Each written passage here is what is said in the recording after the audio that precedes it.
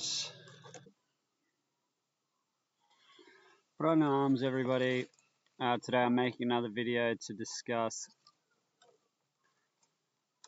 Sādhana Chatuṣṭaya and how the seeker's qualifications relate to attaining jnanam. Sorry, there's a bird here distracting me. Anyway. So same format as last time. You can see I've got some dot points there to follow so that you guys can sort of see what I'm doing and you can see what I'm thinking and as I'm discussing it. The first one there is Ishvara Anugraha. So to attain jnanam or self-knowledge, we need Ishvara Anugraha, which is Ishvara's or Bhagavan or God's blessings. That makes moksha possible. But I want to just quickly touch on what that means. A lot of seekers spend time praying to the Lord and doing puja and doing all these things to receive that blessing, like it's a gift that Ishvara gives to you. Like you need to become worthy of that Ishvara Anugraha, which is true to an extent, but I just want to elaborate on what it means. It's Ishvara's Anugraha is something that's always there. It's an underlying current to this creation, to this reality, the Saguna Brahman reality. Okay?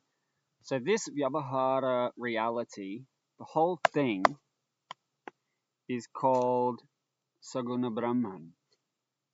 And woven into the fabric of this reality is Ishvara's Anugraha. Like gravity. Gravity is part of it. Okay? In the Vyavahara, gravity is here. It's an underlying thing that's here. And so Ishvara Anugraha is like that. It's always shining down on you, just like the sunlight. Okay? It's always here. You always have Ishvara Anugraha. It's built into this. And the way that we tap into the Ishvara Anugraha, okay, I want everyone to think of it as tapping into the Ishvara Anugraha rather than receiving it as a gift from the Lord, because we tap into it by opening the window. Okay, if you're in a dark room with the blinds pulled down, the sunlight's still there. If you want to have the benefit of being able to see more clearly and to have the warmth of the sun, then all you need to do is open the door or the window. Okay?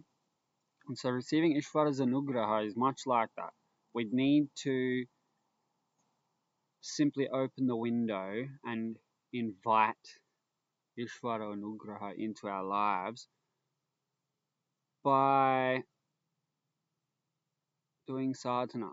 By doing it, it's our own efforts that invite the Ishvara Anugraha in. Okay? So if you want Ishvara Anugraha, simply do sadhana. Use your free will to open the window and to invite that into your life. And by doing your sadhana,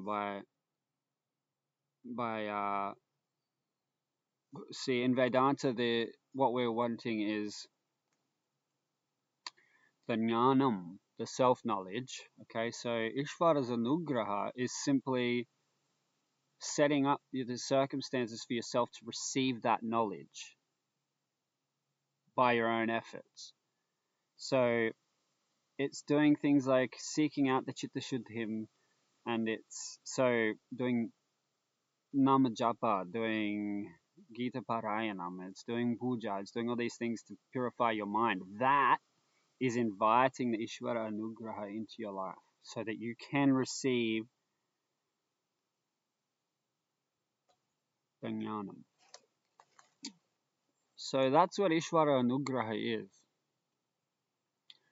And then I want to talk about the 4 qualifications. So once we have decided to invite that Ishvara Anugraha into our lives,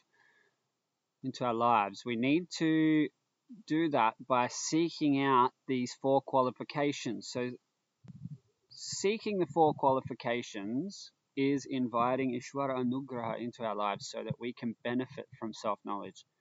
And we need these qualifications because they prepare the mind to understand and assimilate the knowledge that we're getting, okay? Because in Vedanta, it's not anything mystical that we're seeking. It's not an experience of the self. It's not something we seek in meditation. This is Brahman right now. This whole thing. There is only Brahman. But self-knowledge is not knowing that our awareness is Brahman. It's knowing how this whole cosmos is coming from you. You are the substratum of existence. And coming to understand that, to get a direct experience of that, is only knowledge. We only need knowledge. Okay? And the knowledge isn't going to be building up some vrittis, some thought.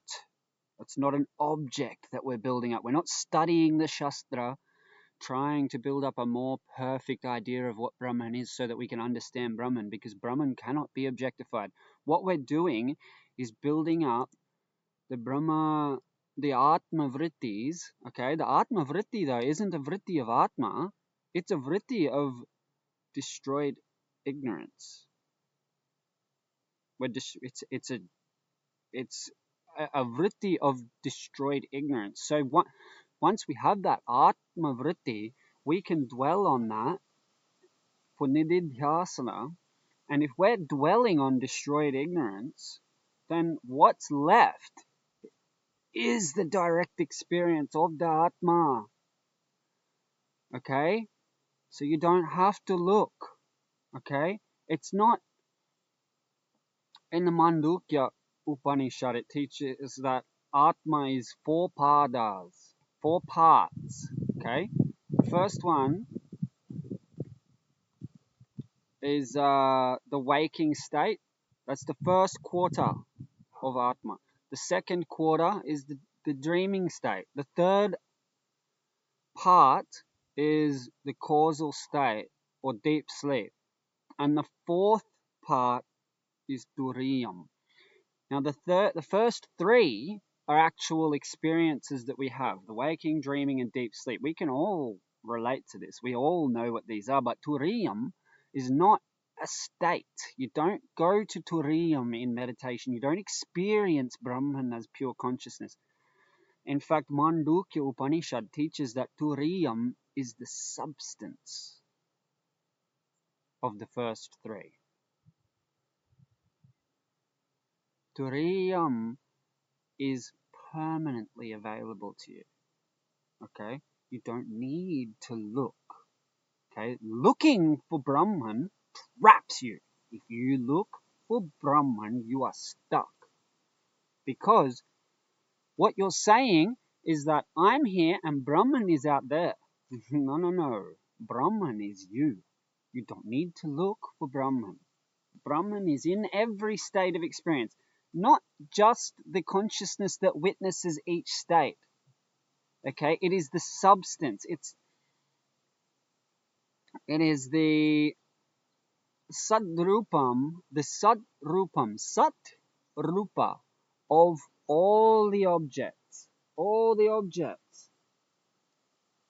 Okay, the existence that this leaf has, its ability to appear, its ability to be, its substance is Brahman. Brahman is the clay. This is Nama Rupa. It's name, form, and function.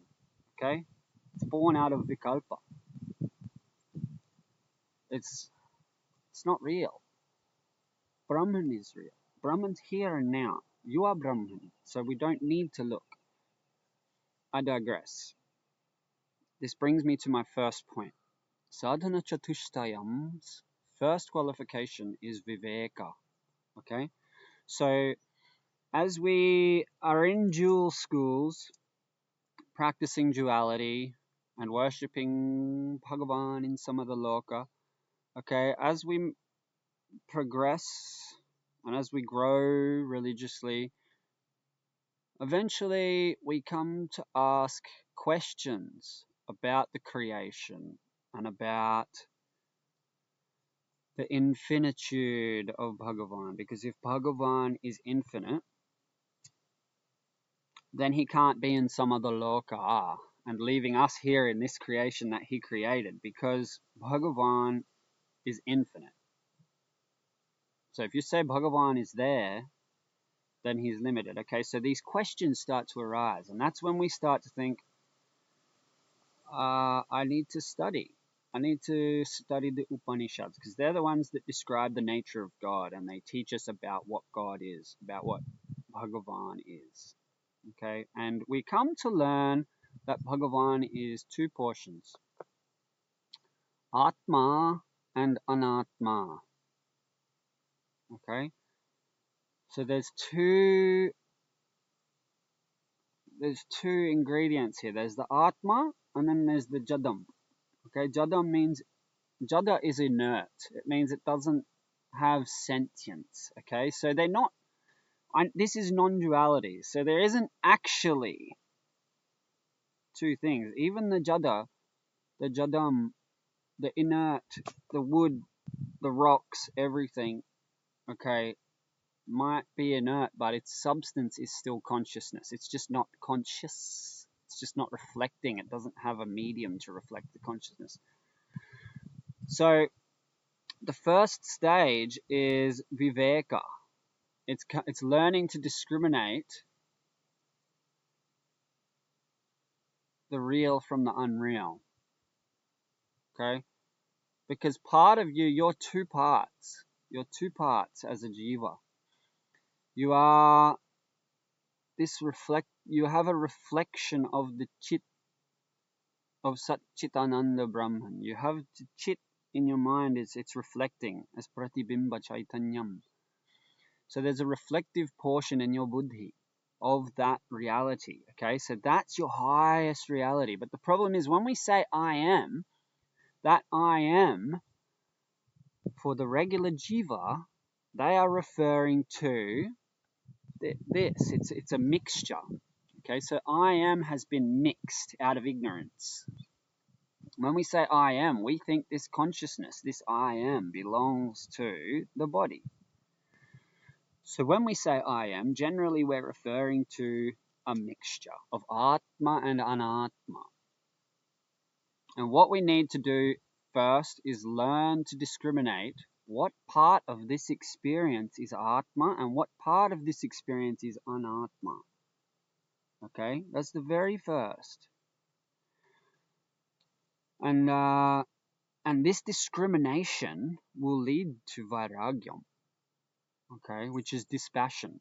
Because once we learn what is eternal, what is infinite, once we learn that all the anatma is mithya, then we'll lose our passion for the world, for the material gains. And that loss of passion for gaining is called dispassion or vairāgyam.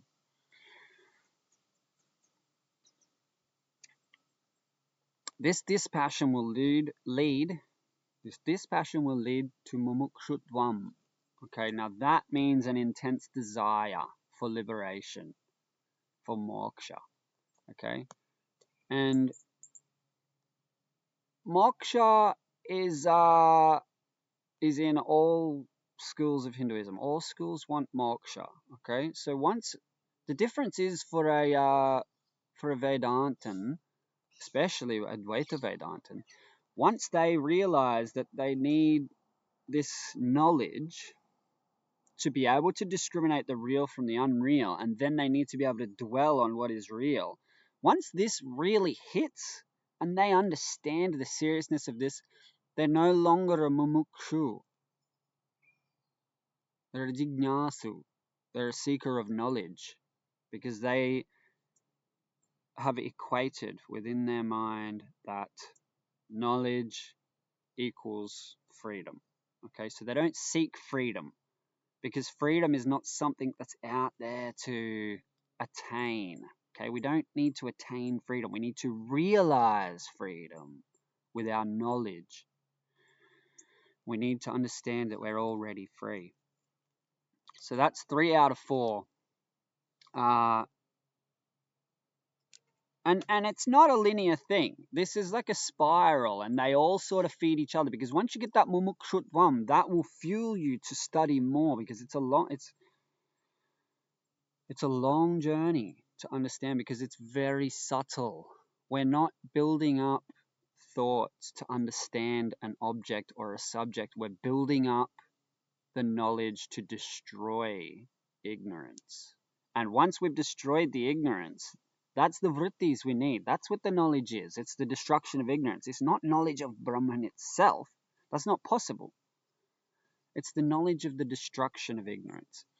So once we realize that, hey, we need this in order to be free, I need this knowledge. Once I'm a jignasu, then that starts to fuel Viveka again. So now I study harder. I go more into the Upanishads. I get a guru. I learn Sanskrit. I do all of these things that are required for me to optimize my learning of Viveka. And that fuels Vairāgyam again. Okay? And so it feeds itself like this. And the one that I haven't spoke about yet is Śamādi-ṣaṭka-sampatti. And there's 6 shatka, there's six qualities that bring equilibrium to the mind. Okay, and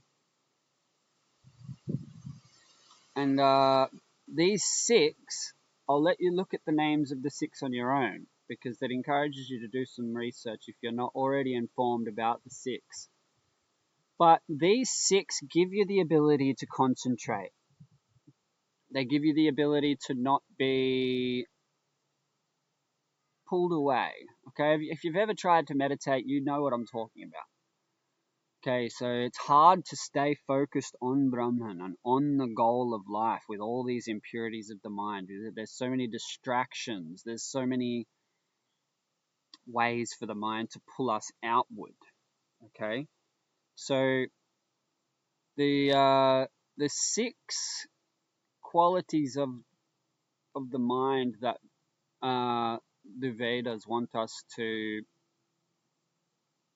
accumulate are ones that help us to focus on Vedanta. And they actually allow us to eventually become absorbed in nididhyasana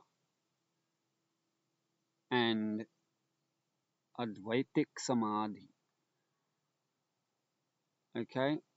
Which is a very powerful form of nididhyasana. I already said nididhyasana is dwelling on the Atma Vrittis. Atma Vrittis is not a vritti of Atma or Brahman. It's a vritti of destroyed ignorance. So Samadhi, there's 6 types of Samadhi. The highest type of Samadhi is dwelling on the Atma Vrittis as nididhyasana. And what that does then is it takes everything we've learned through Viveka, through the study of the scriptures, all of our dispassion and all of these things will sit at a surface level, as at an intellectual level. And this nididhyasana, if we have got a good level of Śamādi-ṣaṭka-sampatti, then we'll be able to dwell very deeply on nididhyasana. And when we do nididhyasana, it